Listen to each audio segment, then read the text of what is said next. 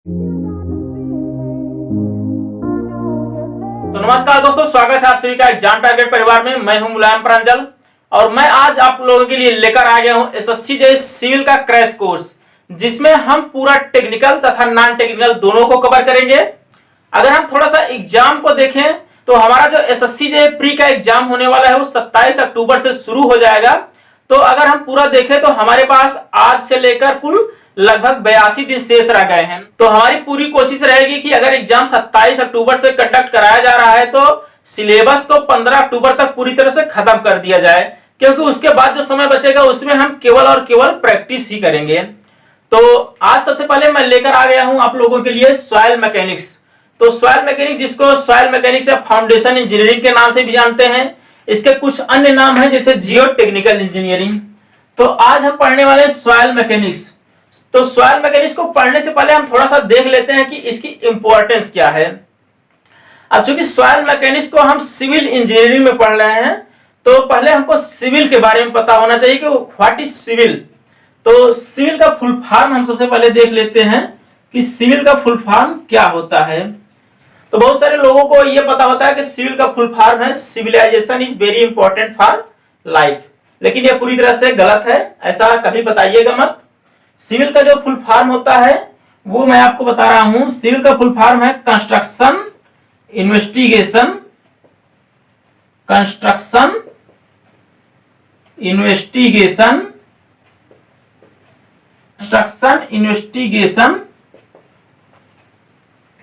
Various information levelling. क्या होता है?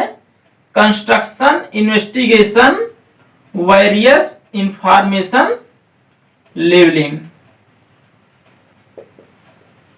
Information levelling. तो ये होता है सिविल इंजीनियरिंग का फुल फॉर्म। अगर आप सिविल से पढ़ रहे हैं तो आपको ये पता होना चाहिए कि सिविल का फुल फॉर्म होता क्या है। बहुत सारे लोगों को नहीं पता होता है, इसलिए मैं आपको बता रहा हूं। तो अब अगर हम सॉइल मैकेनिक्स की बात करते हैं तो अगर हम सॉइल मैकेनिक्स पढ़ रहे हैं तो हमें सबसे पहले जानना होगा कि सॉइल मैकेनिक्स के जनक कौन है, सॉइल मैकेनिक्स के पिता कौन है। तो इनका नाम है टरजागी। ये हैं सॉइल मैकेनिक्स के जनक। तो सॉइल मैकेनिक्स हो गए, इसके जनक हो गए। अब हम थोड़ा सा देख लेते हैं सॉइल मैकेनिक्स का आखिर एग्जाम में रोल क्या है, इसकी कितनी इंपॉर्टेंस है, कितना वेटेज है इसका। तो अक्सर जो एग्जामों में देखा जाता है एसएससी जेईई के एग्जाम में स्पेशली, तो एसएससी जेईई के एग्जाम में लगभग 10 नंबर से लेकर 20 या 25 नंबर तक सॉइल मैकेनिक्स हर साल आती ही आती है। तो ये एक मोस्ट इंपॉर्टेंट सब्जेक्ट में से एक है, इसलिए इसको कहीं भी इग्नोर नहीं किया जा सकता। तो अब हम सॉइल मैकेनिक्स को शुरू करते हैं और देखते हैं कि सॉइल मैकेनिक्स में और क्या क्या चीजें हैं। अब अगर बात आती है सॉइल मैकेनिक्स की तो सबसे पहले हमें जानना होगा सॉइल मैकेनिक्स है क्या। तो सॉइल मैकेनिक्स की जो हिंदी होती है वो होता है मृदा यांत्रिकी। सॉइल मैकेनिक्स की हिंदी है मृदा यांत्रिकी। अब बात जब सॉइल मैकेनिक्स की आती है तो हमें सबसे पहले जानना होगा कि सॉइल क्या होती है। सॉइल क्या होती है? अब अगर मृदा की बात आती है तो हमारे मन में सबसे पहले आ जाता है कि हम मृदा वही होती है जिसको हम चुटकी में उठाकर और तिलक लगा के भारत माता की जय बोलते हैं। तो स्पेशली वही मृदा नहीं होती है। अब हम सॉइल मैकेनिक्स में पढ़ेंगे कि मृदा जो है, अगर हम एक ईंट को 7-8 भागों में तोड़ देते हैं, उसका एक भाग अगर इतना बड़ा होता है तो उसे भी मृदा ही बोलते हैं। अगर एक कंकड़ इतना बड़ा उठा लेते हैं तो वो भी मृदा के अंतर्गत ही आती है। जैसे हमारे घरों पर आती है गिट्टी, सड़कों पर डालने के लिए आती है, छत बनाने के लिए गिट्टी जो आती है इतनी बड़ी बड़ी, वो भी मृदा का ही एक पार्ट है। तो वो सब सॉइल मैकेनिक्स में हम पढ़ेंगे। तो सॉइल की परिभाषा अलग अलग वैज्ञानिक जो है वो अलग अलग हिसाब से अपने अपने हिसाब से देते हैं। जैसे अगर हम एग्रीकल्चरिस्ट यानी कि कृषि वैज्ञानिक को देखें तो कृषि वैज्ञानिक बताते हैं कि धरती के ऊपर की वह परत जिसमें हम पेड़ पौधे तथा वनस्पतियों को उगा सकते हैं उन्हें हम सॉइल यानी कि मृदा कहते हैं। जबकि भूवैज्ञानिक जियोलॉजिस्ट ये बोलते हैं कि जिसमें पेड़ पौधों की जड़ें जितनी गहराई तक जाती हैं भूमि में, वो पूरी लेयर जो होती है, वो पूरी थिकनेस जो होती है वो सॉइल कहलाती है। लेकिन हम इंजीनियर लोग क्या बोलते हैं? तो हम इंजीनियर लोग जो बोलते हैं वो बोलते हैं कि सॉइल जो है वो रॉक के डिसइंटीग्रेशन से जो पदार्थ हमें प्राप्त होता है उसे सॉइल कहते हैं। क्योंकि हम इंजीनियर्स का काम क्या होता है? ईंट पत्थर इन सब चीजों से जुड़ा होता है। इसलिए हम पत्थर यानी रॉक के डिसइंटीग्रेशन से जो पदार्थ बनता है उसे सॉइल मानते हैं। अब यह इतनी बात हो गई सॉइल के बारे में। चूंकि हमें सिविल इंजीनियरिंग में सॉइल पढ़ना है तो हम जो भी सॉइल पढ़ेंगे वो इंजीनियरिंग परिभाषा के अनुसार पढ़ेंगे, यानी कि सॉइल जो होती है वो रॉक का एक डिसइंटीग्रेटेड पार्ट होता है। तो अब रॉक का डिसइंटीग्रेशन होता कैसे है? डिसइंटीग्रेशन का मतलब पहले क्या होता है, आप अगर इंटर में पढ़े होंगे, इंटरमीडिएट में, कि इंटीग्रेशन मतलब योग होता है। किसी भी चीज के छोटे छोटे भागों को जोड़कर जो बनाया जाता है उसे इंटीग्रेशन बोलते हैं। तो डिसइंटीग्रेशन का मतलब है जब उन्हें तोड़ दिया जाए तो उसे डिसइंटीग्रेशन बोल रहे हैं, यानी कि उसका विपरीत। जो इंटीग्रेशन हम कैलकुलस में पढ़ते थे उसका मतलब होता था योग, तो यहाँ पर हम डिसइंटीग्रेशन पढ़ेंगे, यानी कि उसको तोड़ दिया जाए, जो यहाँ पर जोड़ा ना जाए बल्कि तोड़ दिया जाए। तो डिसइंटीग्रेशन, रॉक के डिसइंटीग्रेशन से जो पदार्थ बनता है वो सॉइल कहलाती है, डिसइंटीग्रेशन। तो अब हम देखते हैं रॉक का डिसइंटीग्रेशन होता कैसे है। तो यह मुख्यतः 4 चरणों में होता है। अब जैसे हम मान लीजिए कोई रॉक है, कोई चट्टान है, उसका डिसइंटीग्रेशन कैसे कैसे हो सकता है। जैसे मान लीजिए आप किसी पहाड़ी एरिया में क्रिकेट खेलने गए हैं, तो आपके पास एक बल्ला होता है, आप अक्सर जाते हैं, मान लीजिए बल्ले से वहां पर जहां पर खड़े होते हैं वहां पर ऐसे ऐसे बल्ला पटकते रहते हैं। उस बल्ले के पटकने से भी सॉइल, अगर कोई रॉक टूटती है तो वो भी रॉक का डिसइंटीग्रेशन कहलाता है। इसी प्रकार से जैसे कुछ पक्षियां आती हैं उस पहाड़ों पर या कहीं और पर जहां पर रॉक है वहां पर वो टोट मारती हैं, तो उससे भी इसका डिसइंटीग्रेशन होता है। इसी प्रकार से बरसात होती है, मान लीजिए खूब धूप हुई है, उसके बाद तुरंत बरसात हो जाती है, तो होता क्या है, सॉइल का जो ऊपरी लेयर होता है वो तुरंत ठंडा हो जाता है, जबकि अंदर की जो लेयर होती है वो अभी भी गर्म होती है तथा फैलने की टेंडेंसी रखती है। जबकि सॉइल की ऊपरी परत जो होती है वो फैलने की टेंडेंसी नहीं बल्कि सिकुड़ने की टेंडेंसी में आ जाती है।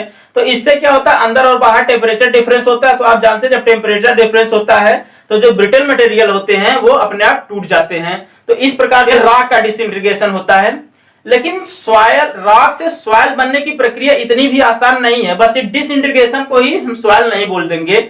मेनली हम यहाँ पर 4 चरण पढ़ते हैं रॉक से सॉइल बनने में जो प्रक्रिया होती है, जिनको हम कुछ इस प्रकार से जानते हैं। सबसे पहले क्या होगा, डिसइंटीग्रेशन। डिसइंटीग्रेशन, अब डिसइंटीग्रेशन में क्या होता है, इसको हम इरोजन बोलते हैं। इरोजन, इरोजन या इसी को बोलते हैं वेदरिंग, WAATHER, इसी को वेदरिंग बोल देते हैं। अब ये डिसइंटीग्रेशन का पार्ट इरोजन हो गया या वेदरिंग हो गया। अब आप पूछेंगे कि सर इरोजन का मतलब तो समझ में आ रहा है, इरोजन मतलब क्षरण होता है, लेकिन वेदरिंग की हमें एग्जैक्ट हिंदी बताइए। एग्जैक्ट हिंदी इसकी होती है अपक्षय। क्या होती है, अपक्षय। वेदरिंग मतलब अपक्षय होता है, जबकि इरोजन मतलब क्षरण या अवक्षरण होता है। तो अब वेदरिंग हो गई, किसी राख, कोई राख थी मान लीजिए यहाँ पर, इसकी वेदरिंग हो गई। अब वेदरिंग होने के बाद जो सेकंड चरण आता है वो क्या होगा, इसके बाद इसका ट्रांसपोर्टेशन होता है। जैसे मान लीजिए यहाँ पर कोई पहाड़ी है, यहाँ पर राख टूट गई है, इतनी राख। अब ये राख टूटने के बाद इसको ये नीचे गिरेगी, तो इसको क्या बोलते हैं, ट्रांसपोर्टेशन। ट्रांसपोर्टेशन को हिंदी में क्या बोलते हैं, परिवहन। परिवहन, ट्रांसपोर्टेशन। अब यहाँ पर पहले वेदरिंग हुई, इरोजन हुआ और उसके बाद ट्रांसपोर्टेशन हो गया। तो सॉइल जो यहाँ पर टूटी थी अब वो टूटकर यहाँ पर आ गई। अब ये ट्रांसपोर्टेशन भी कई तरीके का होता है, उसको हम आगे पढ़ेंगे। अब ट्रांसपोर्टेशन के बाद क्या होता है, ट्रांसपोर्टेशन के बाद जो तीसरा चरण हमारा आता है उसको बोलते हैं डिपोजिशन। डिपोजिशन मतलब जमा होना। क्या हो जाता है, तो इसको क्या बोल देंगे, डिपोजिशन। तो यहाँ पर डिपोजिशन हो गया। अब डिपोजिशन के बाद जो हमारा चौथा चरण आता है उसको बोलते हैं अपहीवल। अपहीवल, अपहीवल का क्या मतलब होता है, उठान या उभार। जब यहाँ पर कोई सॉइल डिपॉजिट होगी यानी कि जमा होगी, तो जमा होते होते उस पर कई लेयर जम जाएगी, तो उसको क्या बोलते हैं, उभार। इसी को अपहीवल बोलते हैं। तो ये पूरा सर्किल बन जाता है। यहाँ पर वेदरिंग या इरोजन हुआ, उसके बाद यहाँ वेदरिंग होने के बाद इसका ट्रांसपोर्टेशन हुआ, ट्रांसपोर्टेशन के बाद कुछ दूर जाकर डिपोजिशन हुआ। अब जहां पर डिपोजिशन हुआ वहां पर अपहीवल हो जाता है, यानी कि एक राख टूटी, यहाँ पर डिपोजिट हुई, उसके बाद फिर से अपहीवल यानी कि फिर से एक राख का ही रूप धारण कर लेती है। इसीलिए इसको क्लोज सर्किल में हम दिखाते हैं क्योंकि ये पूरा एक चक्कर बन जाता है। अब यहाँ पर अपीवल होने के बाद ये फिर से एक रॉक बन जाती है। अब इसका पुनः इरोजन होगा, पुनः वेदरिंग होगी इसकी, उसके बाद फिर से ट्रांसपोर्टेशन होगा, फिर से यहाँ डिपोजिशन होगा, फिर से अपीवल होगा। तो ये पूरा सर्किल बन जाता है सॉइल का डिसइंटीग्रेशन का। तो ये पूरा क्रम होता है रॉक से सॉइल बनने का। इसी जो चक्र है इसी को हम क्या नाम देते हैं? Geological cycle. Geological cycle, geological चक्र, इसी को जियोलॉजिकल साइकिल या जियोलॉजिकल चक्र कहते हैं। तो यह हो गया रॉक से सॉइल बनने की पूरी प्रक्रिया।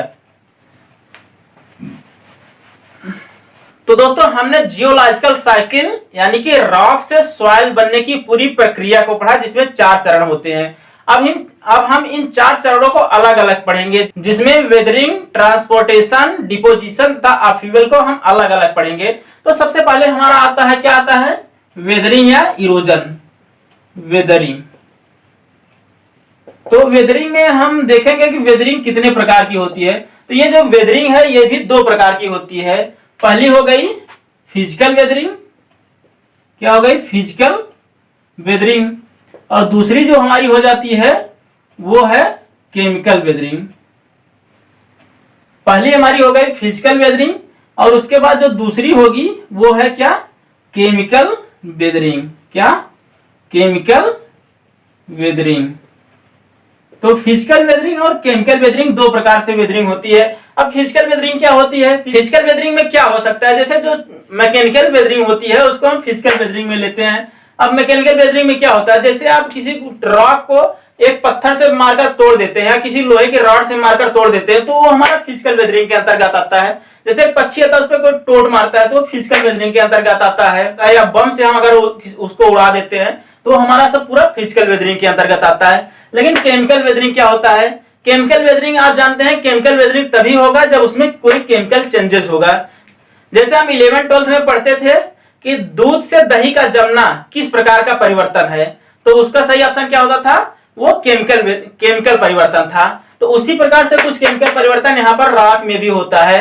अब केमिकल परिवर्तन के क्या एग्जांपल है? जैसे मान लीजिए कोई रॉक है, उस पर आप कोई एसिड गिरा देते हैं, मान लीजिए H2SO4 गिरा दिए, तो H2SO4 के कारण होता है रॉक में कुछ ऐसे पदार्थ होते हैं जो उससे क्रिया कर लेते हैं। तो उससे क्रिया करने के बाद क्या होता है? उसमें इरोजन होने लगता है, क्षरण होने लगता है उसका। तो वो सब जो इरोजन है वो सब केमिकल वेदरिंग के अंतर्गत आती हैं।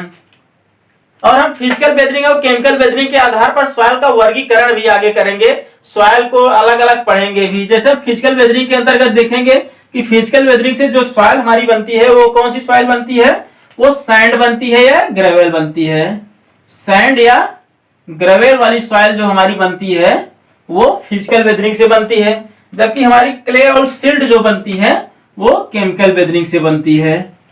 केमिकल वेदरिंग से क्या बनती है? क्ले और सिल्ट। तो यहाँ पर जो 4 मुख्य प्रकार की सॉइलें होती हैं, क्ले, सिल्ट, सैंड और ग्रेवल, यहाँ पर हम देख लिए 2 जो होती हैं वो फिजिकल वेदरिंग से बनती हैं, जबकि अगली 2 केमिकल वेदरिंग से बनती हैं। तो दोस्तों आज की हमारी इंट्रोडक्शन क्लास यहीं पर खत्म होती है। ये मात्र इंट्रोडक्शन क्लास थी। इसके आगे हम नेक्स्ट क्लास में इसको कंटिन्यू करेंगे। तो आशा करते हैं आपको हमारी आज की क्लास पसंद आई होगी। और दोस्तों जाने से पहले मैं आपको एक चीज बता देना चाहता हूं कि यदि आप मेरे साथ जुड़े रहते हैं, जैसे जैसे चीजें बताई जा रही हैं वैसे वैसे लगे रहते हैं, तो मैं आपको गारंटी दे सकता हूं कि जब आप 27 या 28 या 29 तारीख को जब एग्जाम में बैठेंगे तो आप पूरे कॉन्फिडेंस से बैठेंगे और मैं आपको दावा करता हूं कि आप अवश्य उस एग्जाम को क्वालिफाई करेंगे। या चाहे आप पहली बार एग्जाम दे रहे हो या दूसरी बार, अगर यहाँ पर जितनी चीजें बताई जा रही हैं अगर आप उसको ध्यानपूर्वक देखते हैं, पढ़ते हैं, तो आप अपने एग्जाम में अवश्य सफल होंगे। मेरी आपको शुभकामनाएं हैं। तो इसी के साथ वीडियो को खत्म करते हैं। धन्यवाद। मिलते हैं आपसे नेक्स्ट वीडियो में।